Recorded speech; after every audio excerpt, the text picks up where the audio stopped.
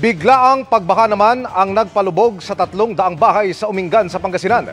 2 rider din ang inanod ng flash flood. Ang sinisi ng munisipyo, alamin natin sa live na pagtutok ni Jasmine Gabriel Galvan ng GMA Regional TV. Jasmine. Emil, simula pa kagabi ay tuloy-tuloy na yung distribution ng food packs ng lokal na pamahalaan sa mga residente. At syempre nga, Emil, dahil biglaan yung flash flood na naranasan dito nga sa ilang barangay sa bayan ng Umingan. Ang dahilan ng pagbaha ay ang hindi na isara na gate ng irrigation canal at ang hindi agad nabuksan o naibukas na gate ng reverse system. Ibig sabihin, yung tubig na dapat sana didiretso sa ilog ay dumiretso sa mga irrigation canal. Mabilis na tumaas ang rumaragasang baha sa Barangay Poblacion West, Umingan, Pangasinan at pumasok sa mga bahay. Pahirapan din ang pagdaan ng mga sasakyan. Ang mga rider na ito sinubukan pang dumaan. Pero tinangay rin ang agos ng baha. Sinubukan pa silang habulin ng isang residente. Pero sa huli, kinailangan magtulong-tulong ang mga residente at rescue personnel ng munisipyo. Gamit ang tali, nirescue nilang 2 rider. Bukod sa Poblacion West, binahari ng 4 na iba pang barangay sa bayan. Halos 300 bahay na apektuhan ng flash flood, kabilang si Aling Belen na walang naisalbang gamit sa bilis ng ragasan ng baha. Nalubog din ang kanilang kotse at mga motorsiklo ng kanyang pamangkin. At ang kanilang mga tuta namatay dahil nalunod. Andiyan na yung tubig, wala na, bigla-bigla na lang. Wala na, wala ka naman magawa naman kasi nandyan na. Ikinagulat ng residente ang biglaang pagbaha na huling nangyari noong 2009. Sa pag-iimbestiga ng munisipyo, napag-alamang may hindi na isarang gate ng irrigation canal.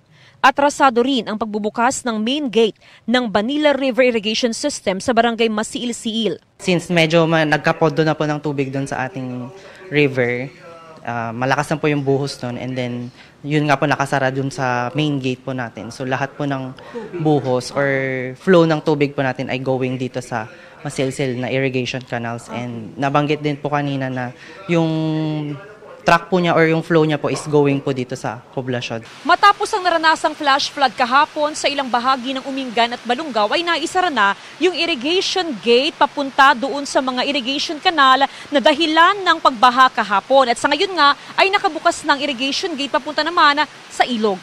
Apektado rin ng flash flood ang Barangay Rahal sa hiwalay na bayan ng Balungaw. Lampas tuhod ang baha kaya't pinasok din ng ilang bahay. Malakas na yung tubig. Tapos pinilit kong buksan yung pintuan nila kasi hindi na mabuksan dahil malakas ang tubig. Yung iba lang na itaas namin. Tapos yung ginawa ko na lang, sinira ko yung pintuan nila para labasan ng tubig. Biglaan? Opo, ma'am. Ang priority, ma'am, maitaas ng mga maitaas, ma'am?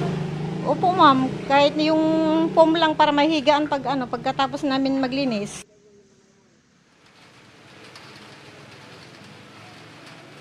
Emil, sa mga oras nga na ito ay nakakaranas ng light to moderate na pag-uulan dito sa bayan ng Umingan. Samantala, nakauwi na sa kanilang mga bahay yung mga residenteng inilikas kagabi. Emil? Jasmine, natukoy na ba ng munisipyo kung aling opisina ang may responsibilidad sa pagsasara ng nabanggit mong irrigation canal at yung pagbubukas naman ng gate ng irrigation system sa Banila River? Actually, Emil, doon sa investigation ng lokal na pamahalaan kanina, in-identify na ang responsible doon sa flash flood kagabi ay ang mga barangay officials ng Masiil-Siil. Sila kasi, Emil, yung in charge doon sa pagbukas at pagsara ng irrigation system. Ang nangyari, Emil, ayon na rin sa statement ng mga barangay officials sa local government unit, ay hindi nila na-anticipate yung volume ng malakas na buhos ng ulan na tumagal ng 2 hours, kaya hindi nila kaagad na-open yung main gate. 5 p.m. na kahapon nang mabuksan nila yung main gate. Yan yung mga oras na kung saan ay nagsisimula ng bumaha sa ilang barangay dito sa Umingan. May nabanggit ba, Jasmine, na magiging hakbang sa mga responsable para rito? Actually, Emil, alam mo, itanong natin yan since hindi biro yung naging epekto ng flash flood doon sa daan-daang mga kabahayan. And ayon sa chief ng MDRRMO, doon daw sa pakikipag-usap kanina ng mayor sa mga barangay officials ay hindi naman na-discuss kung sila ba ay pananagutin. Pero ang utos ng alkalde doon sa mga barangay officials, number 1, ay maging alerto, especially sa panahon ng tag-ulan at palaging i-monitor yung antas ng tubig doon nga sa irrigation system. Pangalawa, ay kinakailangan na may constant coordination ang mga barangay officials doon sa mismong nagbabantay sa irrigation system, Emil. Ingat, maraming salamat. Jasmine Gabriel Galban ng GMA Regional TV.